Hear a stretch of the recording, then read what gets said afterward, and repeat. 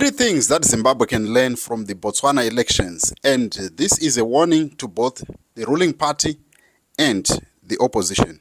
First thing that has happened in Botswana, which is a rude awakening of a party that has been dominating elections for 58 years, being unseated by the opposition.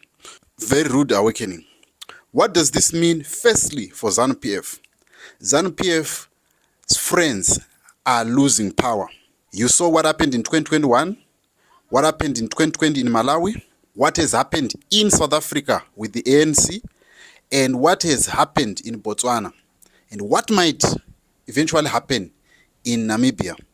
That means that the liberation movements are losing power. This only spells one problem for ZANU-PF. They do not have support to do as they please, like they were doing over the years. That means that they have either to shape up or they have to face the same fate as the liberation movements have faced. That is a reality, and that is not going to be stopped by anyone. We have seen that the hostility that is being shown by a lot of Varakashi is showing that they know that the yesteryear voter or the Generation Z is not going to be very, very tolerant come 2028. Second thing that ZANU-PF can learn, before I tell you that it is my birthday today, it is 3rd of November, and I want to tell you about something amazing that I am intending to do for us, JCTV Africa, to grow. We have reached 45,000 subscribers, and not only that, we surpass 500,000 in terms of viewers that we reach every month. So this is what we're going to be doing in the month of November, from the 3rd of November to the 3rd of December. Everyone that is going to partner with JCTV Africa with a partnership of $100, they are going to receive two things. First of all, they are going to receive advertising for free on this platform. And number two, they are going to get a chance, it's either themselves, if they want to start a YouTube channel, they want to get into our YouTube masterclass, they are going to get into that YouTube masterclass for free for the month of November, from the 3rd to the 3rd of December. All that whole month I am dedicating to everyone that is going to partner with JCTV Africa. We want to be doing more things, especially here in Zimbabwe. There is a lot of content that we can cover, but we are incapacitated because of resources.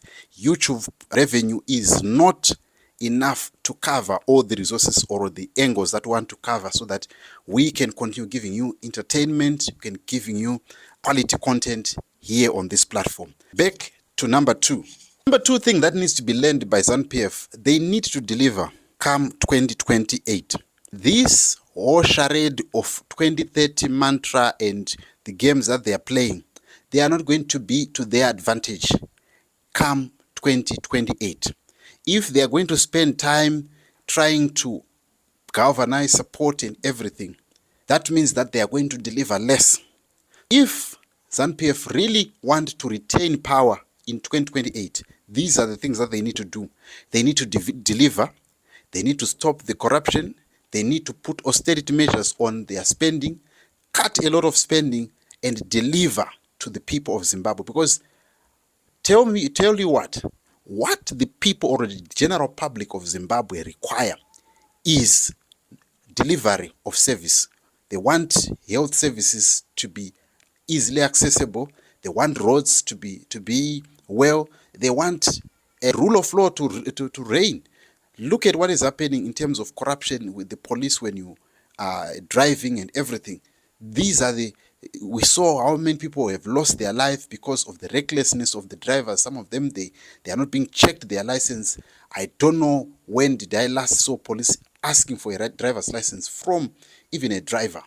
That is a big cause for concern. ZANU-PF needs to put their act together if they want to retain or if they want to remain until 2030, because the hostility that is going to be coming from outside and inside, it's not good for them in 2028. Then the last thing, this is to the opposition. The leader of Build South Africa, Musi Maimane, has said that the opposition in Zimbabwe needs to wake up. They need to wake up. They need to find themselves. Right. I want to say this. Come 2028, if the opposition is not going to start to galvanize support now and build structures and make sure that they prepare for 2028, there is nothing that people can expect. And they are going to be punished heavily by the Generation Z. Because remember, the people that are 14 years now, they are going to be eligible to vote in 2028. And this is a Generation Z, a generation that is AMA 2K, and this generation doesn't care. They are not going to be very, very tolerant when it comes to the issue of gatekeeping that the opposition is doing. I say this because it only takes an act that is going to galvanize support. Look what happened to the parties that were there in the 80s and in the early 90s, the likes of ZANU Ndonga, the likes of Zoom, how they were overtaken by the MDC in 1999 and they were sent into oblivion. They did not seem like parties that were ever there because of the generation gap. So the opposition, comprising of Nelson Chamisa, they need to organize themselves, because one person is going to come from nowhere and they are going to do things right. They are going to see the mistakes that the opposition has done and they are going to do it right, and they are going to defeat ZANU-PF, and they are going to outsmart all these people. This issue of gatekeeping and saying, oh, God is in it, and quoting and motivating people without action that is being seen on the ground, I'm telling you, this is fatal and this is not good for the opposition. They need to put their act together.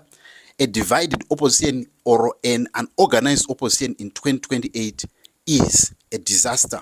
They are not going to be tolerant, and they are going to see how people are going to move. It will take just one act that will charm the people. One act.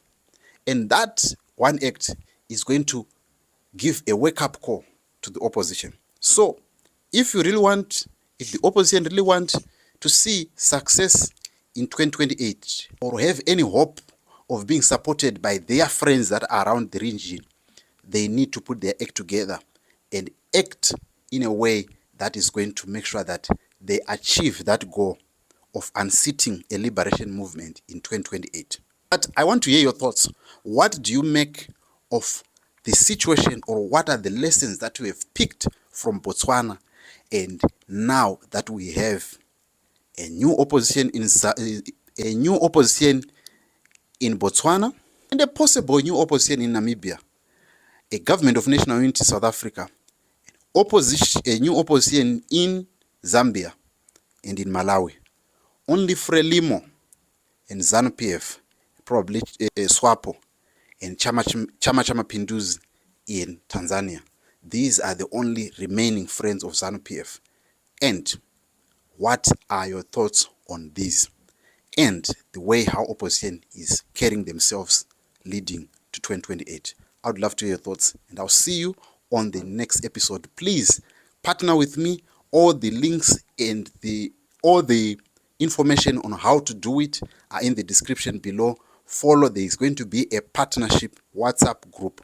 If you become a partner, you'll be automatically added into the WhatsApp group. You'll be updated of all the things that we would have done, and there are a whole lot of perks that are going to be accrued to you once you become a partner of JCTV Africa. So please get in touch. Let us build this channel.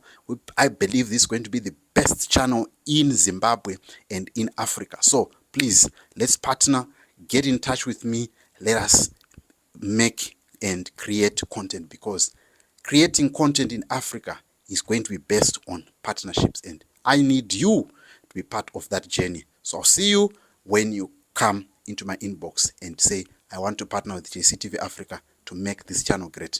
Thank you so much for watching, and I'll see you. And it's a happy birthday to me. I've just turned 39, and I am so excited about this new journey to 40 years. We need to make sure that JCTV Africa will be the best channel by the time I turn 40. See you.